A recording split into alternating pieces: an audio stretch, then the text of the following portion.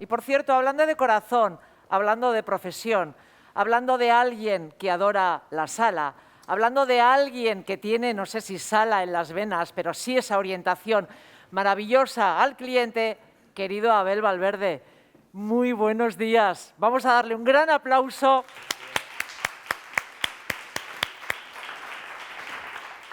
Encantado, muy buenos días. Bueno, buenos días. Yo quisiera preguntarte, perdóname. Nada, saludar y decirme encantado otra vez de estar en este escenario por doble motivo, ¿no? Por todo lo que hemos tenido y volver a hacer actos así donde podamos volvernos a subir a un escenario, pues es súper importante, ¿no? Para recuperar esta normalidad de la que estamos hablando últimamente. Totalmente de acuerdo. Yo fíjate que tengo una pequeña pregunta y arrancamos con una mesa apasionante. Y la pequeña pregunta, o gran pregunta es, sala, ¿qué te llevó a la sala? ¿O por qué la sala? ¿O tienes algo en las venas? Lo has dicho bien, yo creo que es algo en las venas, ¿no? Y que se nace también por una parte, pero también se adquiere. Al final disfrutamos con lo que hacemos, sentimos lo que hacemos y para mí es pasión, ¿no? Es un oficio donde todo es muy visceral y si realmente amas aquello a lo que te dedicas, pues lo demuestras día a día hacia el cliente, lo viertes hacia tu equipo y esto es lo bonito, ¿no? De este oficio, el no aburrimiento y la pasión, y al final la sala es pasión, ¿eh? La sala es pasión. Abel estará luego firmando libros y ahora tiene unos invitados apasionantes. Cuéntanos con quién pues estamos sin duda, hoy. Bueno, pues empezamos vamos a dar turno a Minerva, Mirema Tapial, que ella pues se encarga un poco de los recursos humanos de Inclán Brutal Bar, Rosy, La Loca y Lobo, bienvenida. Bienvenida. Un aplauso grande. Vamos con Carlos Peris, él está junto a Ricard Camarena en personas, en talento, en reclutamiento y muchas cosas más, ¿no? Y muchas cosas más. Carlos. Y Aitor Arregui, conocido por todos también por el gran restaurante El Cano. Bienvenido. Muchísimas gracias, bienvenido. Para mí, sentarme. muchísimas gracias, Abel. Desde luego, mesa de excepción. Os dejo con grandes. Vamos a darles un aplauso conjunto.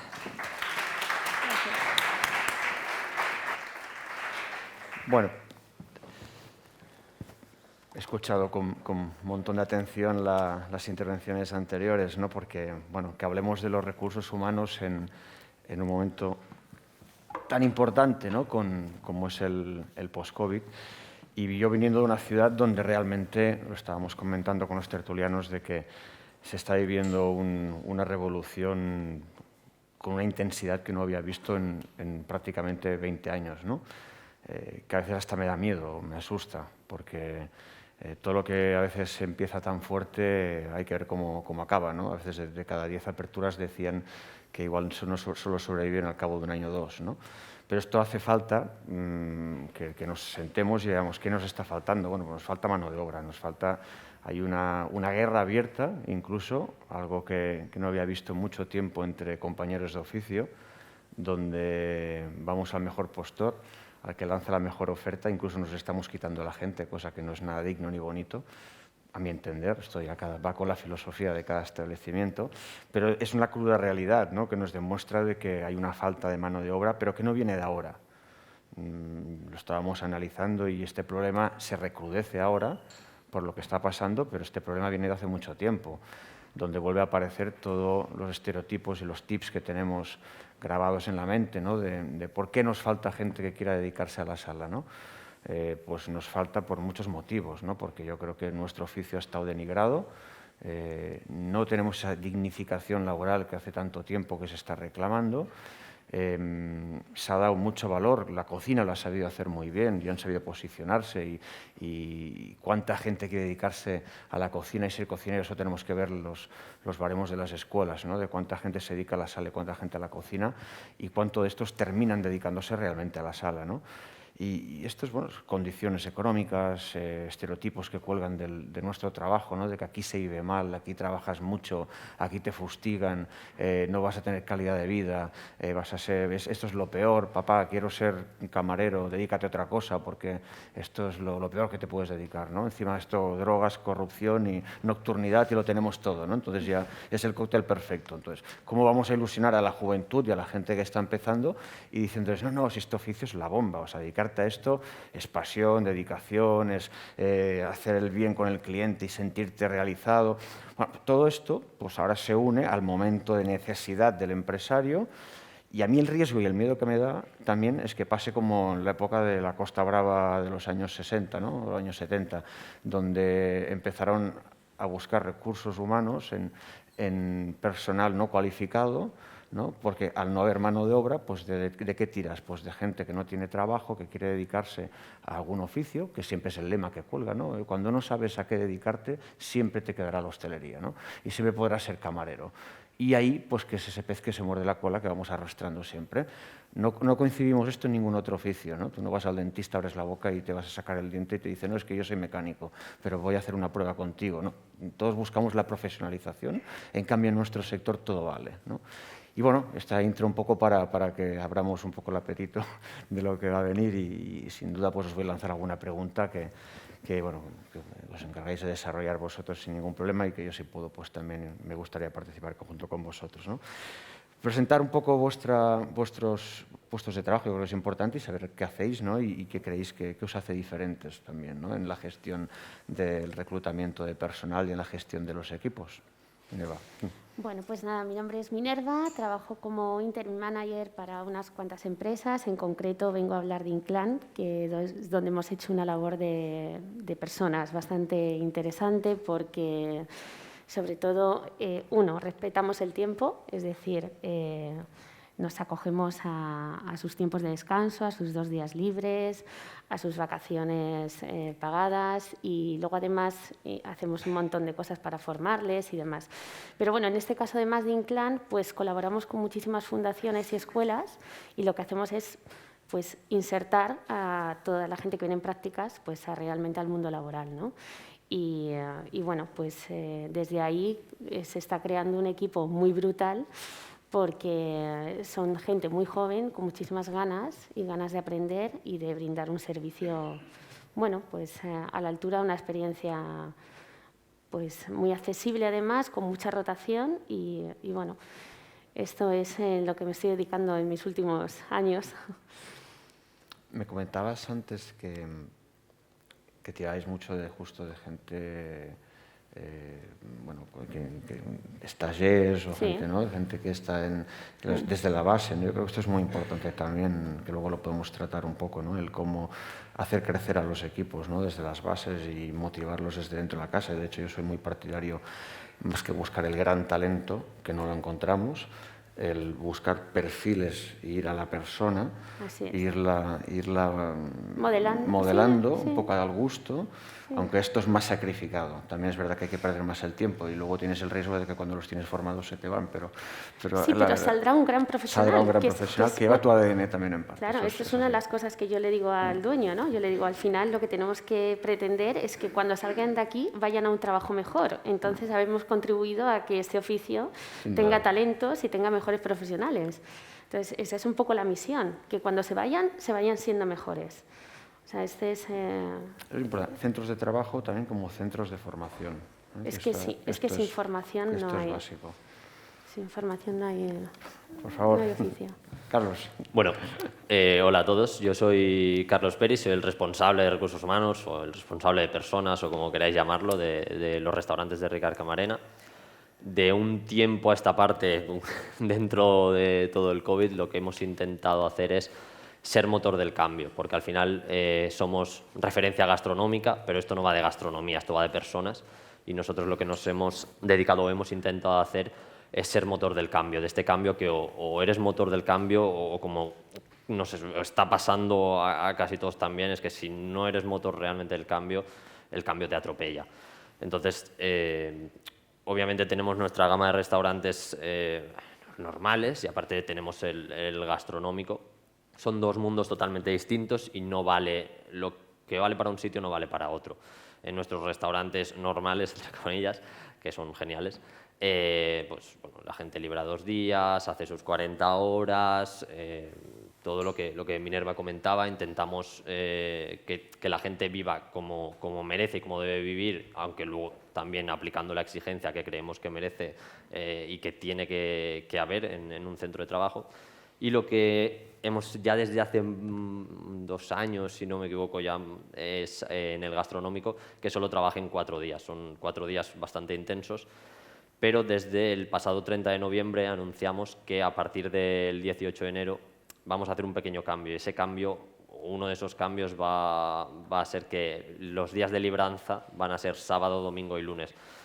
Con esto queremos, pues eso, retener el talento que llevamos tiempo formando, retener a la gente de calidad que consideramos que tenemos en casa y que van creciendo con nosotros, han crecido con nosotros o ya tienen una edad en la que consideran que ya están para otras cosas o ya están para darle esa atención a la familia que la hostelería, por desgracia, no le ha permitido durante años y años.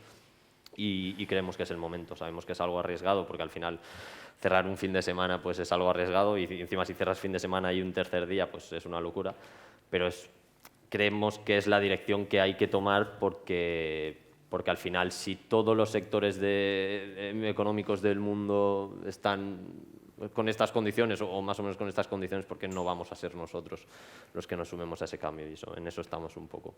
Es una reflexión importante a la hora de la gestión económica del establecimiento, que la gran duda cuando un empresario tiene que ponerse en esa tesitura y te pone en la pionera la hoja de explotación delante, esto al final se traduce en tantos días operativos, tanto ingreso pierdo por cerrar tantos días. Entonces, y tienes que hacer ese balance, ¿no? ¿Es posible? Creemos que sí, por suerte en Valencia, obviamente siempre que esto no es una idea de ahora, de tampoco ir derivado esto, es una cosa que yo a Ricard le llevo escuchando muchos años, del sueño de poder hacer eso, pero ya por él mismo, al final él también lleva todos los años que lleva trabajando y también tiene hijos, entonces, pero Valencia está sufriendo esa explosión ahora que años y años atrás ya ha sufrido Madrid y Barcelona de tener mucho cliente, mucha gente, y parece que Valencia está alcanzando no esos niveles, pero sí que una subida que puede hacer que esto sea sostenible. No hay que tener miedo al cambio, creo que no hay que tener miedo al cambio y hay que ir adaptándose y tampoco obcecarse en algo, pero vamos a ver si es posible. Al menos tenemos que intentarlo. Y si no somos nosotros que queremos siempre ser abanderados de la hostelería, los que también somos abanderados de este tipo de acciones, ¿quién lo va a ser? Digo también, a raíz de la noticia reciente que hemos visto todos publicada, ¿no? de David Muñoz, sin duda un referente cocinero gastronómico a nivel internacional, del tener para... que hay que ver si el fondo, ¿no? de esas frases y ese discurso, pero es curioso, ¿no? que para tener pues, que dotar de mayor calidad a los equipos económico, incluso en calidad de vida, para poderse permitir cerrar varios días, el planteamiento es que lo que estamos cobrando al cliente no es lo justo, ¿no? Que ese es otro debate también interesante, ¿no? De si realmente somos tan baratos que eso perjudica a la hora de la gestión de los negocios y la gestión del equipo, ¿no? Entonces, sabéis pues, que perfectamente ha puesto un precio que ha sido un revolucionario a nivel de los gastronómicos, con la premisa de que eso se iba a repercutir directamente en el beneficio de los equipos, ¿no? También contar con la tranquilidad de la ocupación al 100%, también eso te da otro bagaje diferente, ¿no? Que no tener que decir a ver si eso me perjudica el negocio, ¿no? Cuando tienes esa tranquilidad también se ve diferente, ¿no? Pero bueno, es otro debate. Por eso insisto en la parte de la gestión económica, porque al final todo acaba, lamentablemente todo acaba siempre y seguramente los que aquí tienen negocios pues acabarán haciendo números, es que no hay otra, o sea, esto se traduce así. Sobre todo porque el empresario tiende a, cuando tiene que ajusta del personal. Siempre, es la primera parte. Pero todo lo contrario, es para vender más, ¿no? No habría que ajustar de personal, habría que hacer que viniesen más. Doctor. Bienvenido. Bueno, pues yo vengo de una casa, la casa de mi padre, con lo cual no es ni empresa, ni lo peor que tenemos son los números, pero llevamos bien lo de los corazones. Y al final somos parte de un entorno y me acuerdo que con mi padre yo he vivido ir a los caseríos. Yo he ido, aunque en serio, tenía pelo y pantalón corto probablemente. Pero iba a los caseríos y allí hablaban con la hija y decían, bueno, en un restaurante para trabajar a las 8:30 de la mañana y hacían los manteles, después de los manteles los cristales, luego las mesas, luego a la hora de comían, luego se servían y a la tarde otra vez hacían los manteles y a la noche y se iban a dormir y luego salían de parranda y luego entraban a las 5 de la mañana con los zapatitos ahí quitados, pero claro, porque vivíamos todos en casa. O sea, era una casa, o sea, no era una empresa. Yo me crié con ellos. Es más, una de ellas, anoche tuvimos una cena todo el equipo y también estaba allí. Lleva 40 y pico años en el Cano, vino con 16 años. Wow.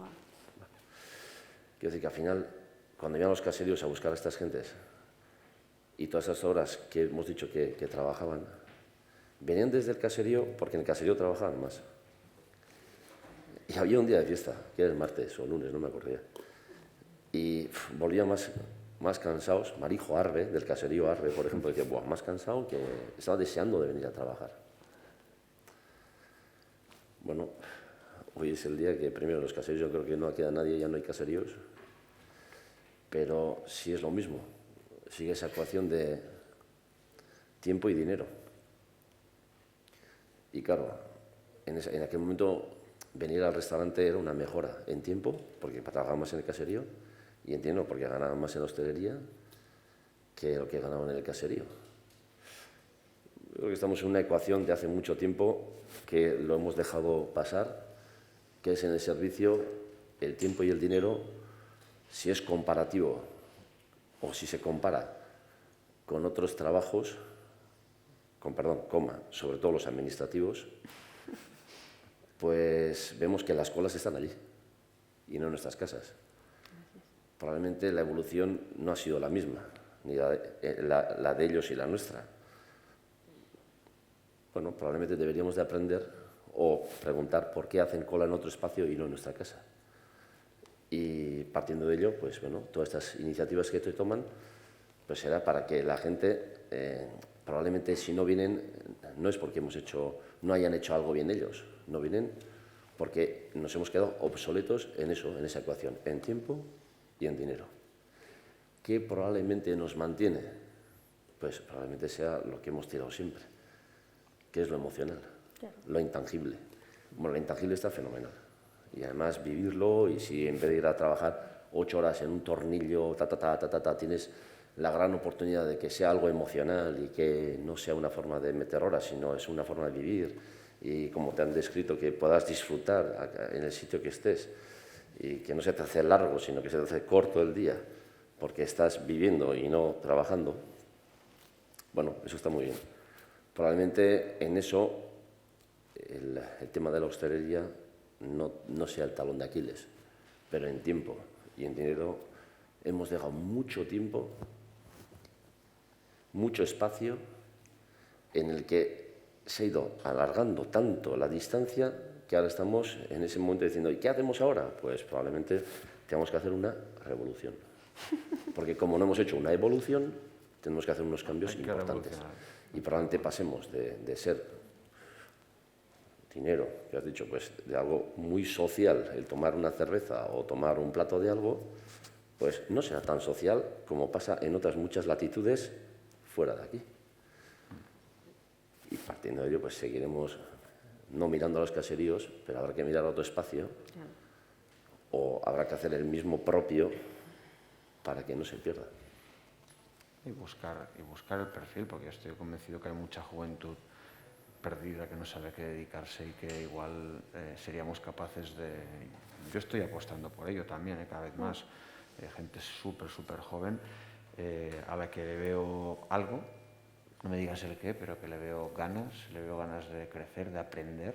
Esa figura del aprendiz que existía en los 60 también, ¿no? Donde que yo quiero ser carpintero, quiero ser planchista, y te ponían al lado de un oficial de primera y vas aprendiendo un oficio, ¿no? Pues chavales que igual pues están excluidos y que incluso son malos estudiantes, pero que luego son personas que a las que estás y te dedicas los vas formando, y he tenido resultados también fantásticos, ¿no? Entonces, enamorar, una vez están dentro, es fácil. El difícil es... yo creo que lo que nos está costando es atraerles, ¿no? Llevarlos hacia casa, hacia las casas nuestras y que entren, ¿no? Ir al caserío a buscarlos, ¿no? Ahora no sabemos muy bien hacia dónde tenemos que ir a buscarlos, ¿no? Tendríamos que ponernos en algún sitio, en alguna puerta, o llamar incluso puerta a puerta, ¿no? Pero yo creo que en la sociedad tenemos a muchas personas sin definición de oficio, ¿no?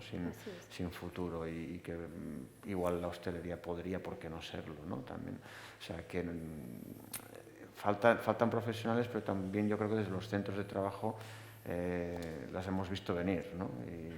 Y ahora pues la lamentación está ahí, ¿no? En boca de todos, pero bueno, es cierto que nos lo creemos más, se lo creen más fuera que aquí, porque fijaos que luego el valor humano, el capital humano nacional, lo que es el valor del director de alimentos y bebidas a nivel nacional o el gran camarero, fuera de este país está súper bien considerado. Pero incluso nosotros, ¿cuánta fuga de talento ha habido? Que eso es un tema que tampoco se habla, ¿no? Pero yo mismo me planteé ahora, una vez terminó la situación mía de San Celoní, pues el cambiar de aires incluso por el agobio y por varios motivos, ¿no? Pero las ofertas venían de fuera, o sea, la gran mayoría, ¿no? Importantes, o sea, porque estamos muy bien considerados fuera, en cambio aquí, volvemos a la palabra dignificar el oficio, ¿no? O sea, en Francia mismo, es que es un arte, o sea, es el arte de servir. Aquí, pues, el arte de servir, pues, sí, bueno, lo hace cualquiera. Volvemos al inicio, ¿no? No es un oficio como tal, y esto yo creo que nos tenemos que creérnoslo un poco más nosotros, ¿no? Dicho también a nivel de la gestión de equipo, a nivel de las ambiciones que antes he visto que también se trataba en la primera ponencia, un poco del tema de gestionar la ambición de la gente que tenemos dentro trabajando. A mí siempre me habían vendido, ¿no?, que ser ambicioso era malo, ¿no? Y que, bueno, pues que era algo contraproducente, ¿no? Yo ahora con el tiempo, y eso es verdad que lo he visto más hacia aquí, a la hora de gestionar los propios equipos, creo que generar ambición dentro del equipo no es malo, sino que es productivo, una ambición controlada, a mi forma de verlo, ¿no? Una ambición excesiva puede ser destructiva, sobre todo porque hay perfiles que tienden a escalar a base de destruir la que tienen al lado, pero generar un afán de superación dentro de las personas que tenemos y que nos rodean para evitar justo la monotonía o el estancamiento, yo creo que es positivo.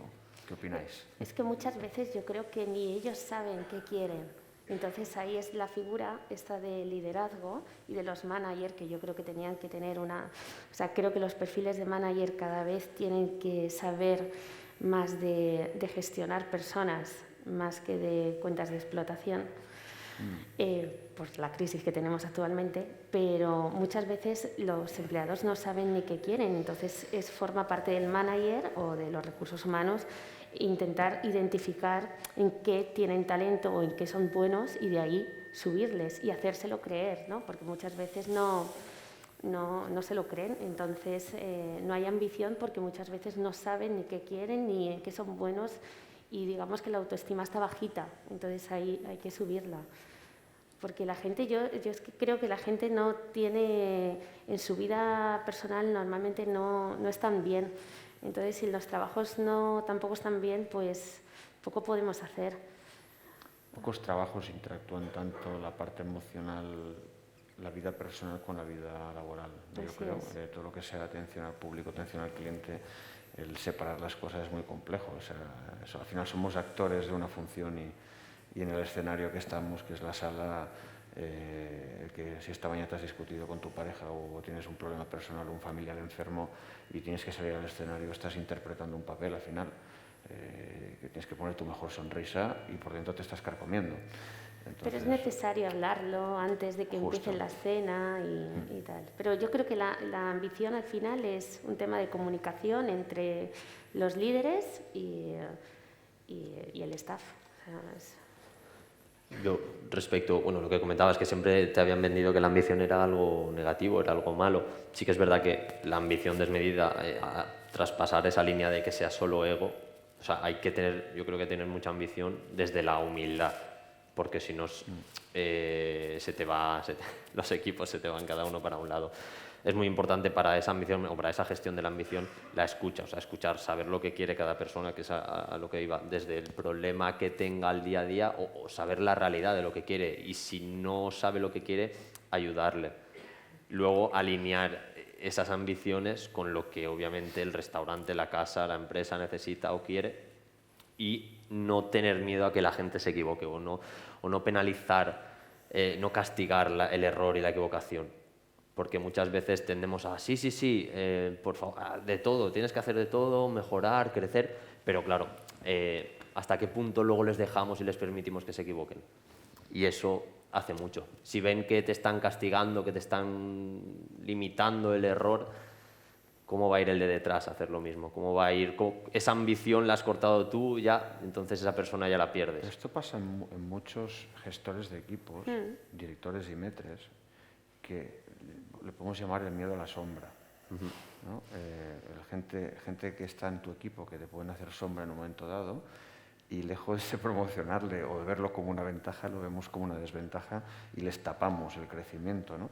Por miedo a que este sea... Que me quite el... De que este sea mejor que yo, ¿no? De hecho, yo cuando hablo de las estructuras de equipos, de cuál es el equilibrio perfecto, yo creo que tiene que haber una base sólida de gente que lleve muchos años en la experiencia de un negocio y luego sabia nueva que refresque y que haga motivar también a esta gente, ¿no? Ni una cosa es buena, ni que un equipo se renueve cada 2 por 3, ni que un equipo sea estático y sea eterno para toda la vida, ¿no? Tenemos ejemplos, yo creo que interesantes para poder hacer la plantilla, ¿no? Que siempre hacemos plantillas e historias. Ahí está el deporte. Sin duda. Todos los días salen a entrenar queriendo ser los mejores y compiten 1 a 1 todos. Y entre ellos todos. 1 a 1 hasta si es fútbol 24, balonmano, lo que sea. Y hay una competición tremenda para intentar hacer mejora uno con otros, intentando ser mejor que el otro. Yo creo que es muy constructivo y el deporte es un gran ejemplo para poder hacerlo. O sea, quiero decir que, bueno, decimos, igual tenemos que ser transmisores, decir todas estas cosas para que todos estos elementos que detrás tienen un nombre un poco difícil de torear, que es los egos o ego, pues en el deporte yo creo que ya se saben cortar. Tiene que haber, hay alguien que es el padre de todos, ¿no? Y que se dice, todos vamos a hacer esto, tú aquello, tú lo otro. Yo creo que se puede gestionar, todos vemos deporte, todos vemos cómo se trabaja ahí, y creo que ese puede ser un ejemplo bastante descriptivo para que podamos hacer lo mismo en casa y describir que podría ser una forma de una mejora constante de todos, siendo individuales y haciendo en el 1 más 1 más 1 todos 1, que es la palabra equipo. Pero ese equipo no tiene por qué ser competitivo entre sí. Esa competitividad entre sí no es para pisarnos, que eso es las palabras, no, es para crecernos. Sumarnos. Creo que el deporte es un buen ejemplo para poder trabajarlo. Tuve la oportunidad de estar en ese mundillo y yo cuando voy a casa siempre tengo esa sensación de como que vamos a mejorar 1 a 1 todos y vamos a competir, pero no poniéndonos zancadillas, sino haciéndonos caminos y enséñame tú tu camino que yo la mía y vamos todos para adelante. Es que aparte yo he utilizado muchas veces ese símil también, porque me acuerdo de una discusión que tenía con Sommelier de San Celoni, que me decía, un sitio como este, ¿por qué no tenemos a 10 Messi o a 10 Ronaldos, ¿no? Y decía, es inviable. Pero es que lo es inviable hasta en cualquier equipo de fútbol sería inviable. O sea, si al final el éxito no es ese. El éxito es que tengamos el que te sepa defender, el que te gestione el juego, el que te haga y te genere la acción y la jugada, el que te marque el gol. No sé, y al final eso es equipo, ¿no? Entonces, tener a 10 ejecutores, por muy buenos que sean, tampoco no es síntoma de éxito, ¿no? Y a partir de ahí yo empecé también a pensar, porque nos han enseñado siempre a tratar a los equipos de una forma muy grupal. Y señores, estas son las normas, señores, esto es lo que hay que hacer. Aquí se llega hasta ahora, aquí es la mise en place, aquí es esto. Y podemos meter las normas, decir lo que queremos, definir el estilo de servicio, pero es que luego cada uno está hecho a su padre y a su madre. Y luego tienes uno que te llega con la cara de sapo por la mañana porque es así y tienes horas para sacarle una sonrisa, y tienes al otro que le tienes que decir que se pasa de frenada porque va todo el día saltando y demasiado alegre, ¿no? Entonces, yo creo que la gestión del equipo a nivel conjunto es súper importante, pero luego hay que empezar a tratar la individualidad, ¿no? El individuo como tal, ¿no? Y ahí también es otro de los trabajos de los responsables de sala, de ir limando, ir puliendo, ir haciendo también ese moldeaje para el beneficio del equipo, ¿no? De lo que es el conjunto. O sea, pero me gusta mucho el símil del deporte, el afán, la superación, el reto, la competitividad, la sana competitividad, ¿no? O sea, yo creo que es algo que nos tenemos que aplicar mucho.